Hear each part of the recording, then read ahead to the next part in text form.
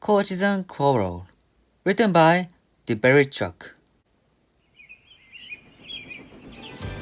Everyone on the island of Sodo knows that wherever Thomas goes, Annie and Quarrels go too. The three friends are inseparable. They love running up and down the branch line, singing songs to each other, and wouldn't trade it for anything. On the main line, change was afoot. The Topham Hut was testing new stopping service. Rather than changing trains, passengers wishing to travel on the branch line were designated certain coaches. At the junction, the coaches were uncoupled and added to the branch line train. The passengers enjoyed the convenience. Thomas, meanwhile, enjoyed the attention. One day, he boasted to Henry, "It's only natural the fast controller will give me more responsibility. Given how well I run this branch line, I'm surprised he didn't do it sooner." "You do know he's running the same service on Edwards, don't you?" asked Henry. Thomas wasn't listening. He coupled his coaches to Annie and Clarabelle and hurried away. "Do come along, we shan't be late. Do come along, we shan't be late," he sang. "We're coming along, we're coming along," Annie and Clarabelle answered. The other coaches remembered Thomas from his days as a station pilot. Soon, they were telling him about their journeys along the main line. Annie and Clarabelle wanted to sing more songs, but Thomas was too ensured in the other coaches to notice. Later, Thomas shunted the coaches to the carriage shed, then stopped for a rest. As he slept, Annie and Clarabelle conversed. "Why don't we have any stories to tell?" Annie wondered. "We do," replied Clarabelle. "Going fishing, losing our guard, racing Bertie, stuck in the snow. Wonderful stories that was, but only they're all about Thomas. We were merely along for the ride." Annie sighed.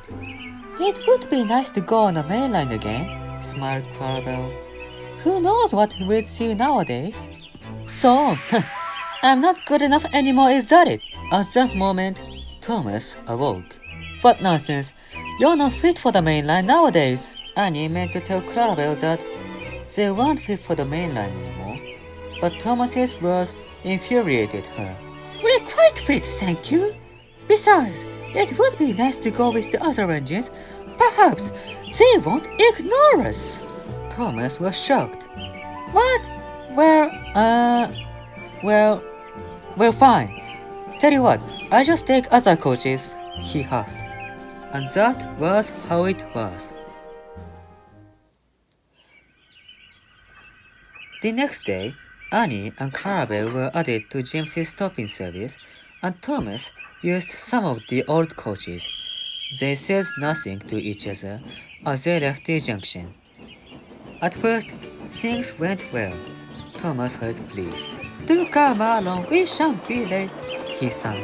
"Do come along, we won't be late," grumbled the first coach. "If you focused on the line and stopped that wretched thing." The second coach muttered in agreement. Thomas was speechless. As they approached Terence's field, Thomas whistled gaily to the tractor. Not long after, Bertie rode past, and Thomas whistled again. "For goodness sake," grumbled the first coach again. "How many whistlebirds are these on this branch line?" "But I was only saying hello," Thomas cried. "No time for those sort of pleasantries on the main line," retorted the second coach. "Not when there's a timetable to keep to." Thomas's heart sank. This wasn't what he'd expected at all. He was miserable for the rest of the day. He didn't want to admit it, but he missed Annie and Clarabelle dreadfully. At the end of the day, Thomas was at the junction with his last train. He was having a drink and feeling quite down when Henry passed him. "Ah, Thomas, dear Thomas, you wanted more responsibility? Well, be a responsible engine and take these coaches back," he fumed. Thomas looked up. At the rear of the Henry's train were Annie and Clarabelle. Silly things haven't stopped singing all day. Do come along, you'll be late. Ba ba ba ba ba ba ba. I've been on time all day. Thank you very much. Thomas couldn't help but laugh. At once, he coupled the old coaches to Henry's train and took Annie and Clarabelle away. Henry huffed off indignantly. I'm sorry, you two, said Thomas sadly. I shouldn't have been so rude. My day has been dreadful, interrupted Annie. Us too. We miss you dearly, added Clarabelle. Those mainline engines treated us awfully. Some adventure that was. Disgraceful. They should be so lucky to have you on their trains, huffed Thomas.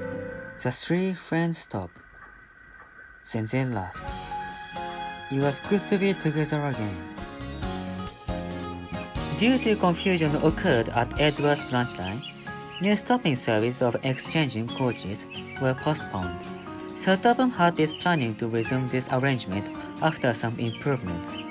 Regardless of that, Annie and Clarabelle stick close behind Thomas. They'll still bicker, as good friends do from time to time. From that day on, however, there was no talk of leaving for the main line.